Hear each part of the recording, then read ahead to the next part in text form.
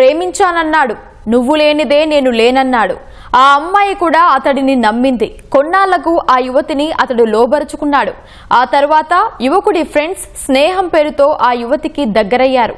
సరదాగా మాట్లాడదామని బయటకు తీసుకెళ్లి సామూహిక అత్యాచారానికి పాల్పడ్డారు. 10 మంది కలిసి అమ్మాయిని మానసిక క్షోభకు గురిచేశారు. యువతి కొన్నాళ్లుగా ముభావంగా ఉంటుండడంతో చిన్నమ్మకు అనుమానం వచ్చింది. విషయం ఆరా తీస్తే దారుణం బయటపడింది. పోలీసులకు ఫిర్యాదు చేయడంతో నిందితులంతా కటకటాలు లెక్కిస్తున్నారు.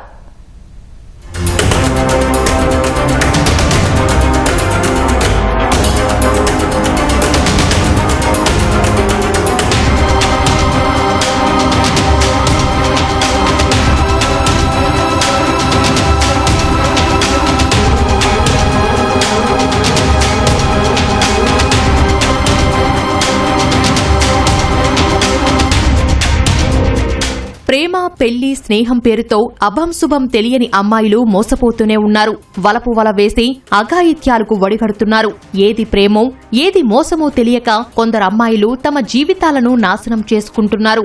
నేరం చేసిన నిందితులు శిక్ష అనుభవిస్తున్నా బాధితులు మాత్రం తీవ్ర మానసిక క్షోభకు గురవుతున్నారు. జనగామ జిల్లాలో జరిగిన ఓ ఘటనే ఇందుకు నిదర్శనంగా నిలుస్తోంది. జనగామ జిల్లా కేంద్రానికి చెందిన 18 ఏళ్ల యువతితో పట్టణానికి చెందిన యువకుడు పరిచయం పెంచుకున్నాడు. ప్రేమ పేరుతో దగ్గరై శారీరకంగా లోపరుచుకున్నాడు. ఇదే విషయాన్ని అతని స్నేహితులకు చెప్పాడు. వారు కూడా స్నేహం పేరుతో ఆ అమ్మాయికి దగ్గరయ్యారు. 2 నెలల క్రితం వారంతా ఆమెను కారులో ఎక్కించుకొని పట్టణంలోని సూర్యాపేట రోడ్లోని ఓ గదిలో సామూహిక అత్యాచారానికి ఒడిగట్టారు.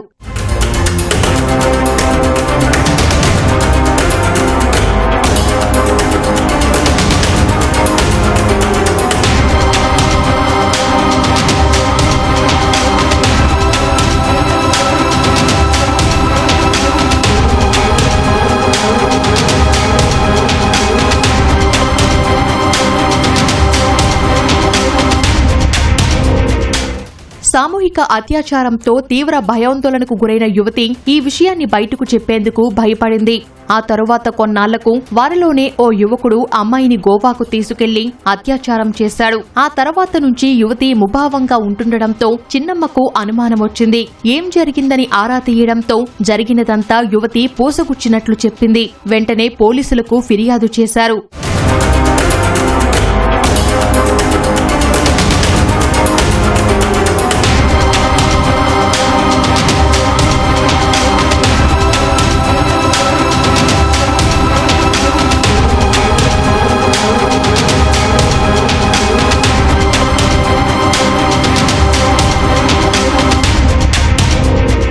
కేసు నమోదు చేసుకున్న పోలీసులు నిందితులు మహమ్మద్ ఓవైసీ, ముత్యాల పవన్ కుమార్, శివకుమార్, నూకల రవి, జట్టి సంజయ్ కుమార్, అబ్దుల్ ఖయ్యూం, సాయి తేజ, సముంత్ రెడ్డి, సాయి చరణ్ రెడ్డి, సాయిరాంలను అరెస్టు చేసి రిమాండ్కు తరలించారు.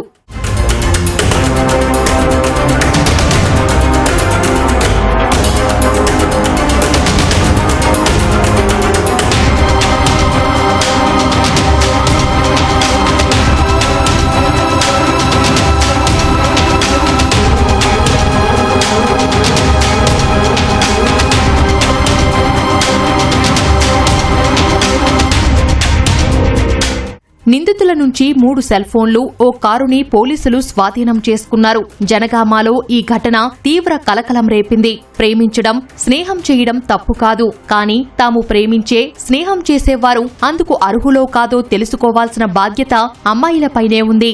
ఏమాత్రం అనుమానం వచ్చినా ఇలాంటి యువకులకు నిర్మోహమాటంగా దూరం జరగాల్సిందే. లేదంటే బంగారు భవిష్యత్తు నాశనమవుతుంది.